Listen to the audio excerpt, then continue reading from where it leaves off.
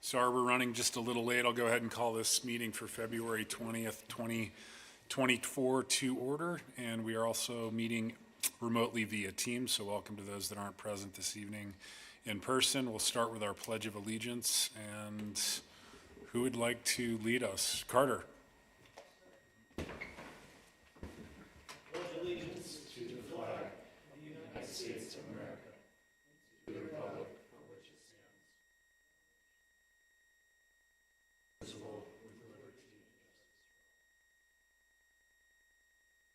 Thank you very much. Item 3, actually, before we move on to item 3, just for the record, we have removed item 7B, which was resolution 24-4, approving a memorandum of understanding with the Montana Department of FWP for the Beaver Lakes fishing access. That's been removed from the agenda. We'll see that at a future meeting here soon. And just for the record, Councillor Quinnell is excused and did attend the work session. With that said, we do have a presentation this evening for the Spencer Recreation Expansion Proposal by Whitefish Legacy Partners and Flathead Area Mountain Bikers. Welcome.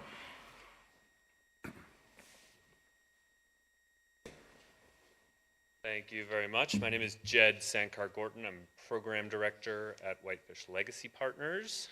And Ron Brandt, Executive Director of Flathead Area Mountain Bikers. Great, so we are here tonight to kind of dive back into the Spencer Mountain Recreation Expansion Plan. This is something that we brought to you in July when we were starting to kind of get into serious conversations with the DNRC. Just to step back, so Legacy Partners, in partnership with the city and partners like FAM, we administer the Whitefish Trail, build and manage the 47 miles, and out at Spencer Mountain, about a 1,500 acre parcel of state land, DNRC land. The city holds a SRUL, a special rec use license with the state that grants management authority. That is about to time out, and we have been working with them over the last year, the city, FAM, Legacy, DNRC, to generate a new 10-year agreement, which will actually be a land use license instead. And a part of that negotiation has been getting ready to request recreation expansion out there, which means more trails, basically, more recreation amenities. There's a trailhead involved. And so we came to you in July because we were starting to get into those conversations a little more seriously with a kind of rough proposal, just looking for like a nod, basically, that we should proceed. And we said at that time that the one thing this proposal lacks is the final trail lines, basically, and the final mileage distances. And so now, as the LUL negotiation is basically over, we have the final proposal to run by you one more time. And then this would be kind of handed to the DNRC at the time that they sign the LUL. And part of that signature is that they are agreeing that they have received the expansion proposal, and that in the next 3 years, i.e. early 2027, they will conduct the environmental review related to this proposal. A couple things that this kind of hinges on to think big picture. MDT is planning Highway 93 West kind of realignment. This is something that's been pushed a few times, some private landowner negotiations going on there. But a key piece of our proposal here is to add a trailhead in the East Spencer area. That's just west of the old Fish House restaurant. There's a DNRC access right there. It's a pretty ideal spot for another trailhead in terms of connectivity into the rest of the Spencer unit, but also just getting the community to trails quicker. You all may be thinking that I don't want to make a single left-hand turn on Highway 93 right there. And so this part of the proposal does hinge on MDT going forward with their realignment work, because specifically right there, they are thinking about sight lines, they are thinking about that DNRC access, logging trucks coming off it to the site, from a truck looking down, they're trying to make that a safe turn, basically. And so we only want to invite community members in droves to park at this trailhead and enjoy it if it is a safe turn. And so that's something MDT is aware of. We've been in talks with them, and right now everything looks good for that to happen, but it is kind of this key piece. the project's kind of broke into two separate pieces, as you've seen. And in this packet here, the East Spencer side is more kind of linear and put into a narrower section to not go into neighborhood stuff to the east, or interfere with Bar W too much to the west is kind of the idea there. And then density in the existing kind of free ride zone as well. I do think an important thing to piece out here, so everybody is clear, this is just a proposal that we bring to DNRC, which then goes through environmental analysis. Public will have time at that moment to give opinions. Everybody will have a public hearing, basically, getting all of that in, and that gets taken into the state's decision on what they approve, what our hopes for the project are. This would be about 9 miles added and a trailhead, looking for 30, 40 car parking lot. We really want people to be able to go there as a destination, not have to worry about parking the way they do on Twin Bridges, trailhead. This would add about 3 miles of Whitefish Trail, 6 miles of FAM, free ride trail, privately funded through grants and donations. Kind of expand the reach too of the user groups there. There's more beginner to intermediate stuff, better sight lines, more family friendly, at least on the east side, working. And if all goes well, construction isn't going to start before 26, 27. So this is kind of like, we're coming to you now because the DNRC requested that they get the final proposal at the time of signing the LUL, though they cannot commit to analysis or review for several years. So I think any questions, I suppose? I had a question, Jed, if the right-of-way or the parking area is not approved, the trailhead by DOT, Sure. and you're adding 9 miles, and that was intended for 35 to 40 parking stalls, will the project still move forward? So, no, we would not build the East Spencer Whitefish Trail connection if we cannot build the trailhead near 93 in East Spencer. But it doesn't hinge on DOT review. It hinges on DNRC review and then DOT following through with their stated plans. Okay. Yeah, and we have a couple sites there. DNRC, I should say, and this is the Kalispell unit, they know that the Twin Bridges trailhead is an issue, but there isn't a great solution over there, and so kind of philosophically they are like quite supportive of the idea of pulling more people over there. Because that west trailhead off Twin Bridges, that really can't be expanded, can it?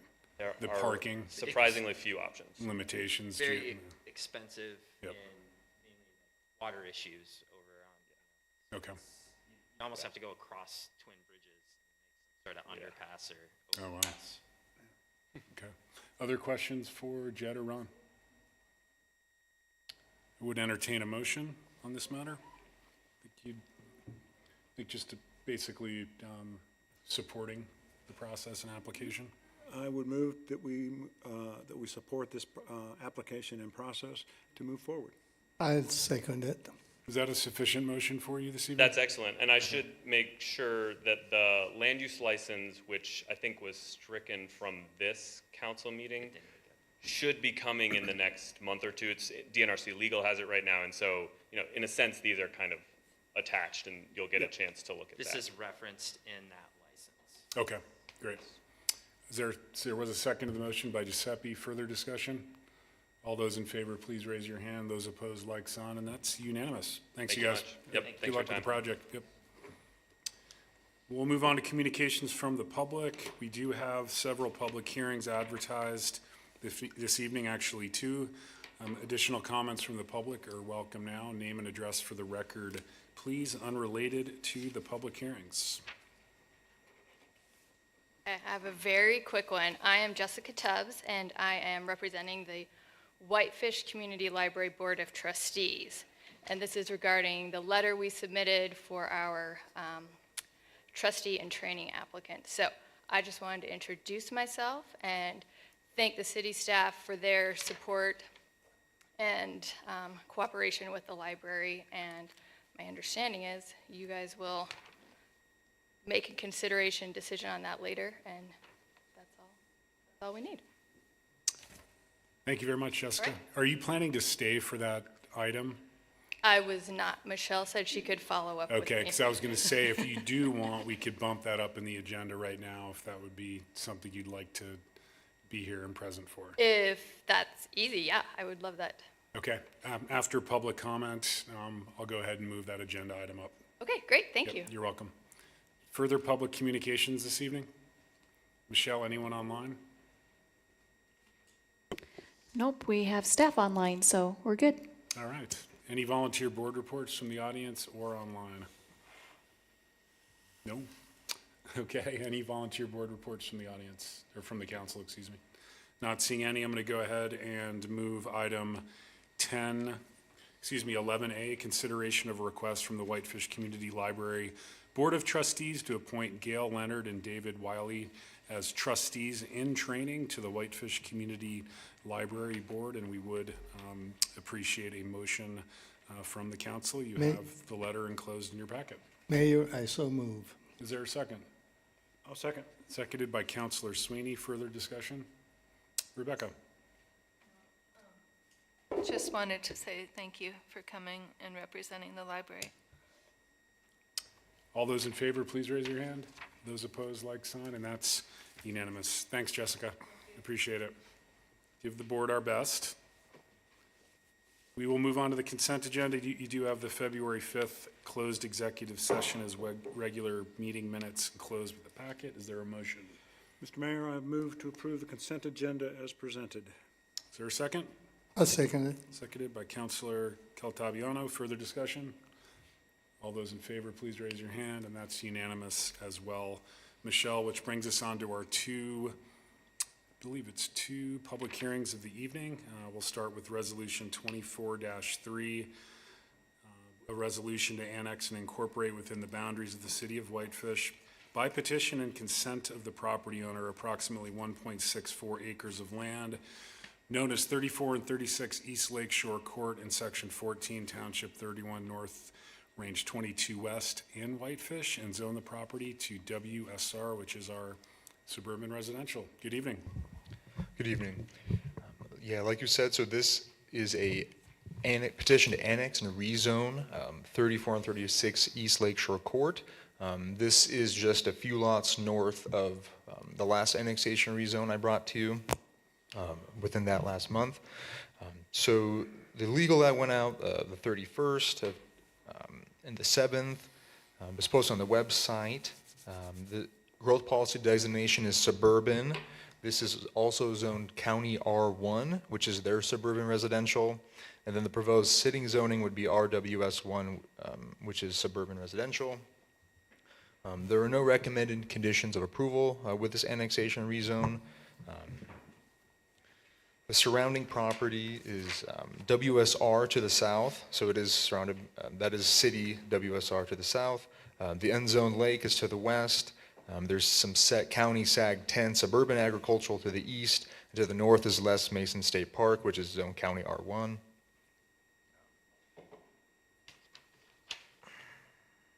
So sewer is available off East Lake Shore Court, and they would be required to connect to sewer upon annexation. There is a home being remodeled there, rebuilt. As far as the growth policy and zoning is concerned, the suburban land use WSR is consistent with that designation. Staff supports the request as it substantially complies with the growth policy with consideration of the existing land uses surrounding. It's currently zoned County R1, and the building, as it's being constructed, it would meet our height requirements, setbacks, lot coverage of the WSR. It would meet all of our current standards, even though it is being constructed in the county as of now. So with that, the state law, requires that one of three criteria is met in order to for annexation or rezoning all at once.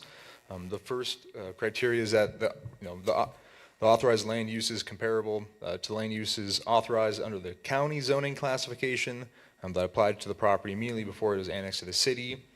So the staff assessment is yes, WSR is compatible with County R1 as it's the closest equivalent zoning. And that's also the case as far, as authorized land uses that are consistent with the land uses approved by the County Board of Commissioners or the County Board of Adjustment. Again, WSR is the closest to County R1 zoning. And then the third criteria is that it's consistent with the land use and zoning recommendations of the subject area as set forth in the 2007 growth policy. And so, yes, WSR is consistent with that suburban future land use designation. So based on the compliance with this Whitefish City Code, staff recommends annexation of the subject property, zoning upon annexation of the subject property WSR, suburban residential, upon annexation. If the city council does not approve the request to annex and apply the WSR, then it would be null and void and return to stay in its original status in the county.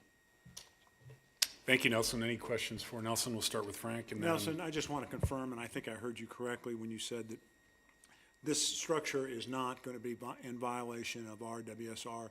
It meets the setbacks, unlike the last annexation we had where they were in violation of our zoning when they were opting to come in, so this is in good shape. Correct. I reviewed it under our, like I would review any other building permit that came through, and it passed all of our zoning. Thank you. Ben, question? Okay. Andy? Yeah, just a quick question, Nelson.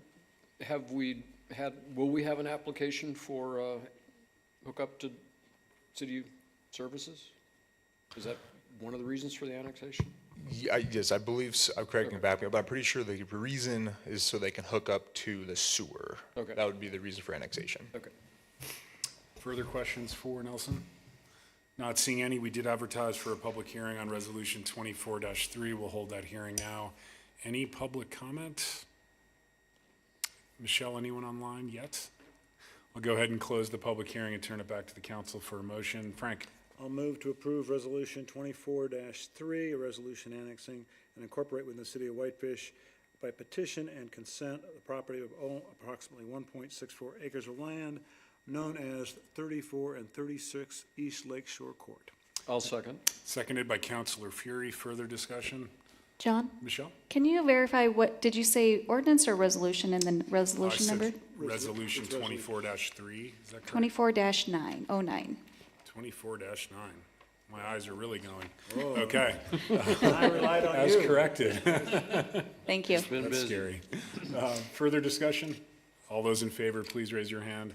Those opposed, like sign, and that motion does carry unanimously, which now brings us on to item 7C of our agenda, Resolution 24-10, a resolution establishing a Whitefish PACE program. And I'll turn it over to Michelle. Thank you. Good evening. So the Montana Legislature authorized the Montana Facility Finance Authority, which is MFFA, to administer the Commercial Property Assessed Capital Enhancement Program, which is also known as PACE Act.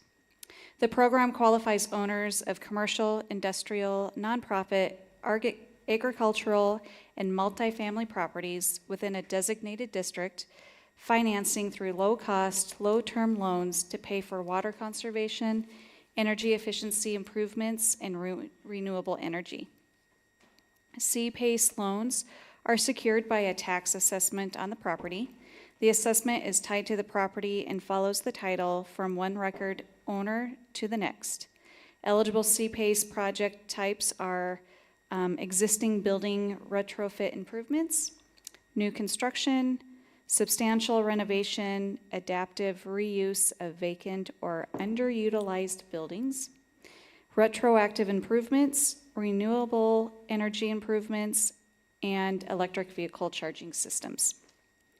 The property owner will work with a qualified energy engineer to conduct an energy assessment of the eligible property, follow the application criteria for the program, and secure financing.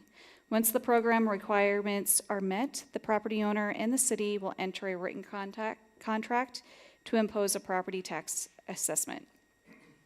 The lender will file a notice of contractual assessment lien on the property. The assessment will follow the title of the property. The Climate Action Plan Committee met with the MFFA on January 18th of 2023, and the City Council held a work session on April 3rd, 2023. City Council recommended city staff to move forward with establishing the CPACE program. In Resolution 2407, a resolution of intent to establish the CPACE program was adopted on February 5th of 2024. The implementation of the proposed CPACE program should not require any additional financial resources. Staff time is expected to be minimal and will be dependent on the number of properties that will be assessed. Staff respectfully recommends the City Council, after considering public testimony, adopt resolution number 2410. Thanks, Michelle. Any questions for Michelle?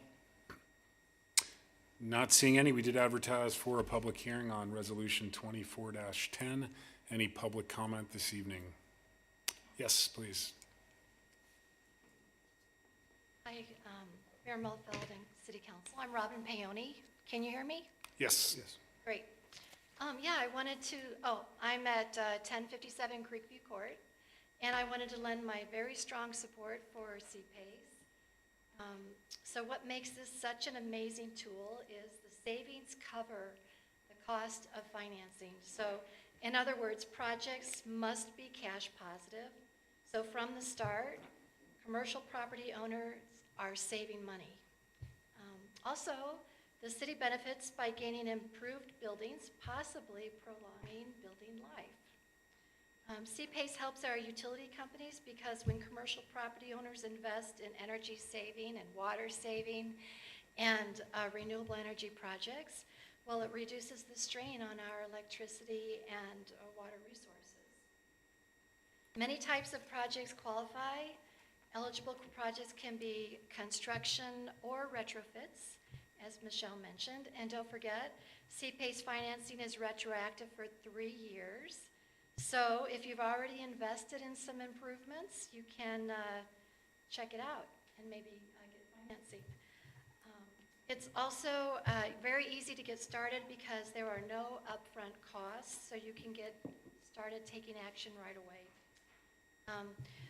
So I think like right now it's the perfect time to get started because there is a large variety of energy and efficiency discounts out there in which CPACE projects do qualify. And so, you know, in conclusion, I see this as a win for our commercial property owners, a win for our utilities, and a win for the city of Whitefish. So please vote yes. Thank you very much. Thanks, Robin. Further public comments? Not seeing any. Anyone online, Michelle? Just double checking. I'll go ahead and close the public hearing and turn it back to the council for a motion, please.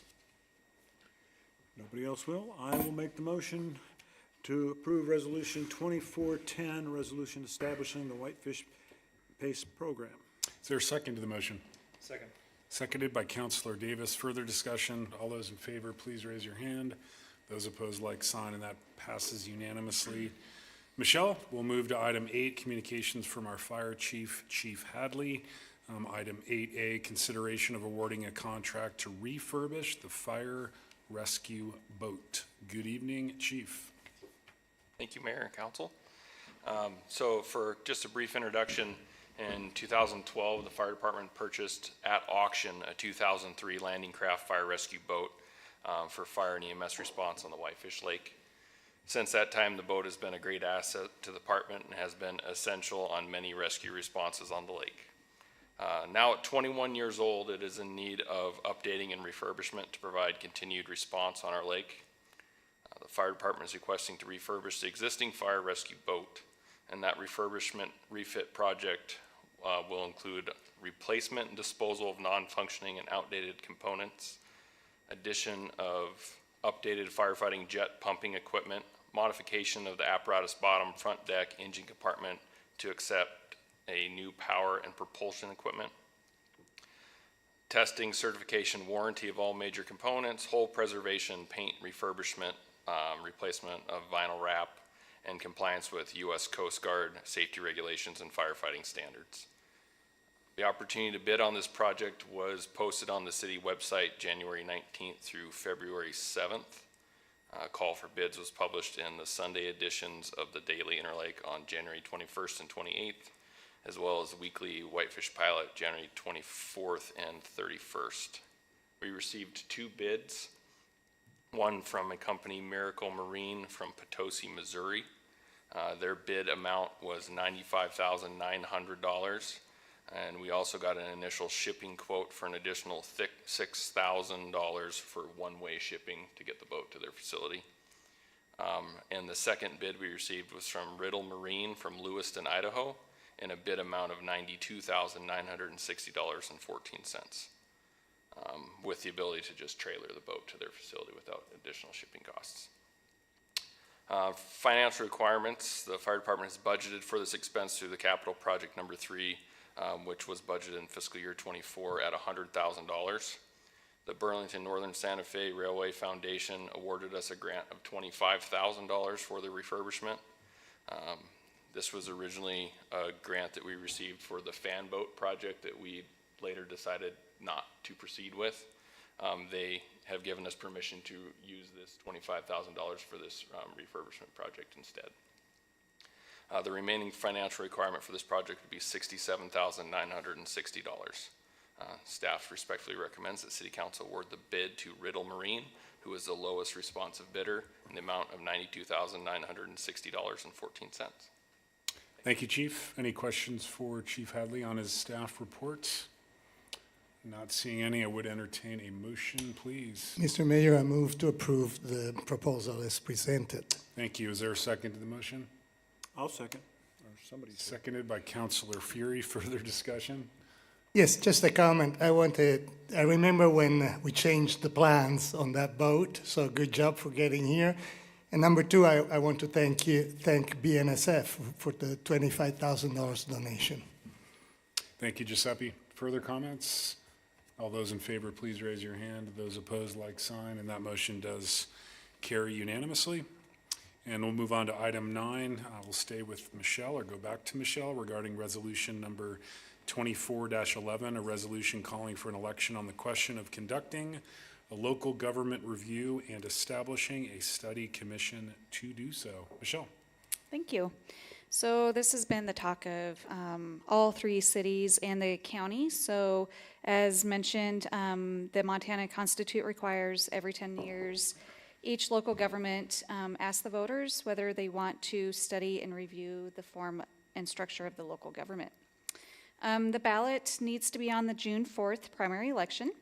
If the voters pass the ballot question, then the study commissioners will be elected at the November 5th, 2024 election.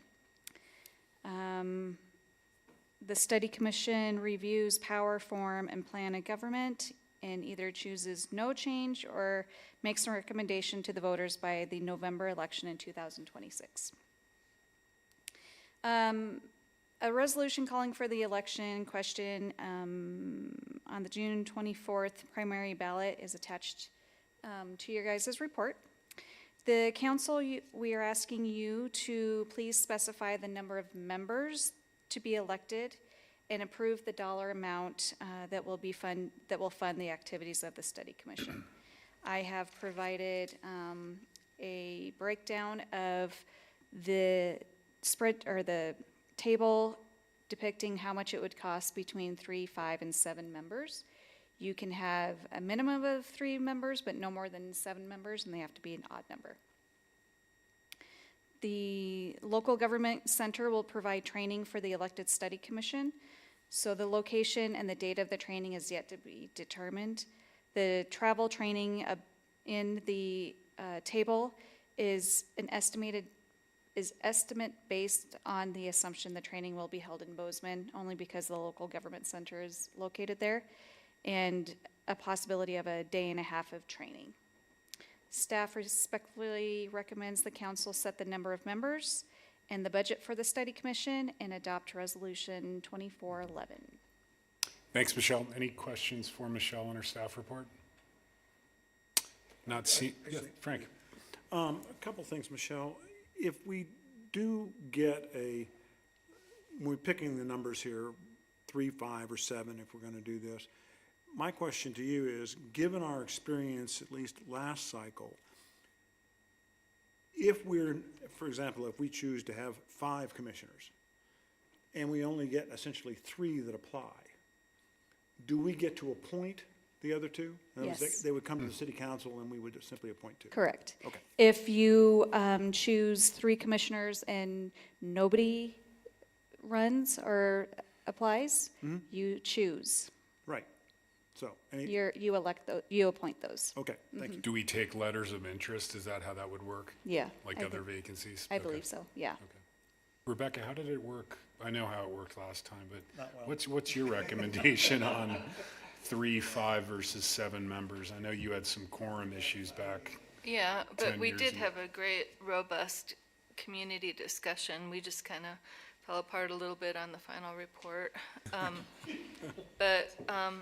Yeah, I don't know. I think it might be better to have 5 instead of 3, to be honest, because it was difficult when I was always the minority, you know. I wanted people to be paid 10 years ago and on city council, for instance, and I also wanted neighborhoods, but I was in the minority for that. I thought it would be much easier for planning and public participation.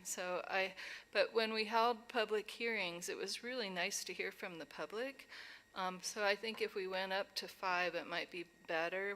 I think 7 might be a little cumbersome in terms of scheduling. It's a 2-year process, and you do have to actually run for the office. So it has to be someone that's willing to actually run and be on the ballot. And then when you go to Bozeman, I see one person's leaning into the idea of running in our audience, 2 people maybe. It's really interesting to go to Bozeman and have the education about how local governments work.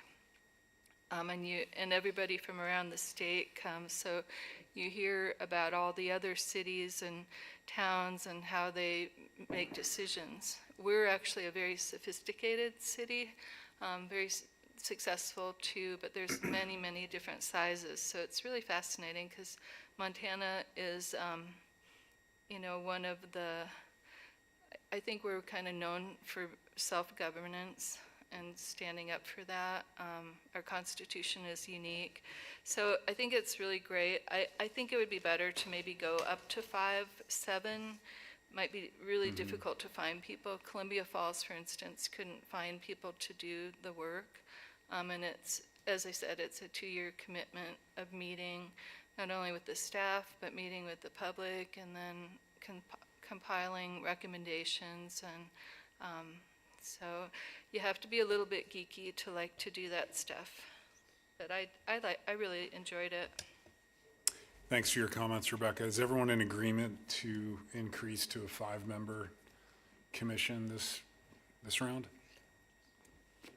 So we would need a motion stating that as well as the dollar amount that's provided in the staff report, which would be $21,445. Mr. Mayor, I would so move that we approve resolution number 24-11, and that's calling for the question of conducting a local government review and establishing a study commission. That commission would be comprised of 5 commissioners, total budget of $21,445.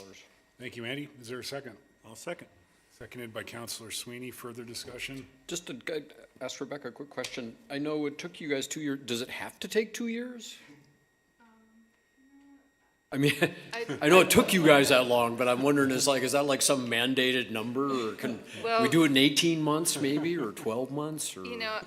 I'm not sure, Andy, but I know the report is due like around that time. So I do think it's a deliberate 2-year process. because of all the things that you have to kind of look at. But if you had highly efficient people, but then you're wondering if they're highly efficient, who are they listening to?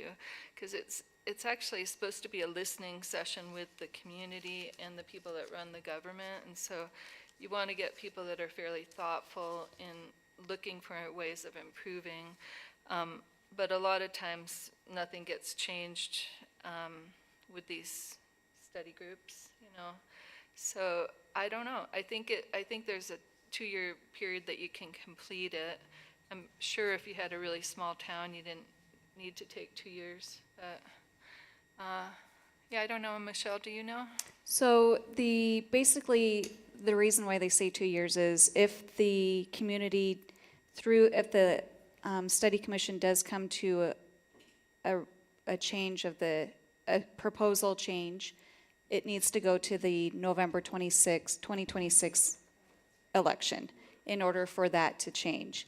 So if during that process, if they're coming up with no change, then they can complete their report and disband. So it's only if they need to go to the voters in 2026. Right, so the commission could actually complete their work, submit their report, but then it's the next ballot cycle before you could actually go to the voters to approve the report or changes to be made. Yeah, And they may want to continue to meet in that interim period or something. Okay. correct. Rebecca, yeah. No, we actually would only go to the voters with a change to the charter, I think, isn't that correct? And everything else is kind of administrative suggestions for the city manager and staff, but it's only the charter that goes on the ballot. Right, correct. Okay. Further discussion or questions? All those in favor, please raise your hand. Those opposed, like sign, and that motion does carry unanimously. I neglected at the beginning of the meeting to remind the public as well as the council that Dana is joining us this evening via Teams, and you have her written report enclosed with the packet. Any questions for Dana? Yes, Ben. Hi, Dana. I noticed that our goals updates are in here again. I just was curious, I've heard before, and I heard again tonight, that at some point we should look at our ethics policy and update our ethics policy, and I'm wondering if that should be a council goal. Yeah, you could make that a council goal. I don't know that it could be part of the goal setting process. You could also direct staff to work on that as well outside of the goal setting process, and we can add it to the fiscal year 25 goals. We'll be getting into goal setting here in the next couple months, actually, for fiscal year 25. So that would be the time to add it. I wouldn't recommend adding it to fiscal year 24 since those were adopted by resolution, but you could definitely direct us to start working on it with the intent to add it to the goals for fiscal year 25. Thanks, Dana. Frank. A couple of things, Dana. Public Works, Birch Point Quiet Zone Project. Where are we, really? I mean, seriously, it says June 24, but I'm reading this and I'm thinking, maybe not June 24. So, Right, yeah, I think Craig could give an update on exactly the official timeline to getting it constructed. I think that was the intent, was to get it to the point of where we can construct, but Right. I'll defer to Craig. Yeah, so the goal is still to, move that away a little bit, construct the project this year. It's not going to be in June. Right now, I think that we submitted a 60% set of plans to BNSF for their review, which will likely take another month or so. We're also working through the financing agreement with BNSF and MDT, and once those are both in place, we can finalize plans and construct it. We're trying to do the project in conjunction with a safety project that MDT is planning, which will make this much more financially effective for the city. So my goal is likely to have it done, I would say in September, October of this year. Wow, okay, very impressive. Then the other thing we've got here, and it just struck me, analyzed central recycling site, and we say, we'll do this, it's on hold until we get the final rollout of all the bear carts, which was completed this month?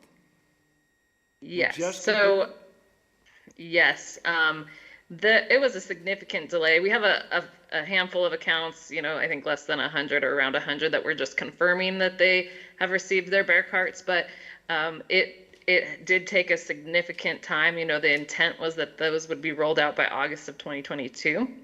And a lot of it, Republic has stated, is due to just the supply chain of getting those carts delivered to them.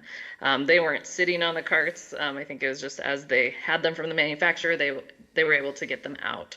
So in that, because we are at that completion point, we actually are now officially changing the rates for commercial garbage as well, since that's how the resolution read. So it was a delay. It is something that we'll start working on, but it was just, due to staff timing and getting everything completed, working on garbage has taken a lot of time, and it still is. So we'll be working on that here shortly. Okay, thanks. Those are the two things, they just caught my eye, so, thank you. Yeah. Additional questions for Dana? Dana, anything additional to report on? Yeah, I've got just two items. One is just to bring to the council's attention, and a couple of you have received the email. We received a complaint about stickers downtown on our poles, signs, garbage cans. And actually before that complaint, staff had talked about how do we deal with these stickers. It seems once somebody's put a sticker on something, we see hundreds of stickers going up. So Michelle has worked with Carla on creating a volunteer program with our middle school, junior high students to maybe have a volunteer program where they could help remove stickers. We're also replacing the garbage cans downtown with the animal resistant green containers that you see at Depot Park. So our hope is that we can get things cleaned up, and that will help deter more stickers being placed on there. Teaching young kids that if you stick a sticker on there, you need to remove it. But I think as we move forward, we're hoping that will work. So just so you know, we are working on addressing that. So if you have any concerns, please let us know. The other item I have is I wanted to just bring to your attention was that we have a couple housing requests coming forward for use of funds. You'll see coming up in March. We have the Land Trust as well as Housing Whitefish will be coming forward for requests for funding. And so I think it's a great news as we have the approved resort tax and then our affordable housing funds that we've levied through the property tax levy.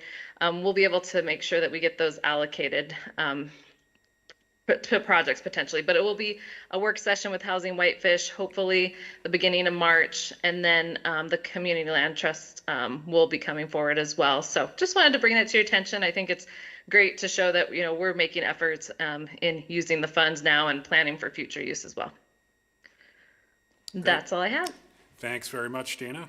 We will move on to item 11, communications from the mayor and city councilors. We addressed item 11A previously in the meeting. Who would like to begin with comments? Giuseppe? No comments. Thank you. Frank? I'm good this evening, thanks. Thank you, Frank. Ben? No comments.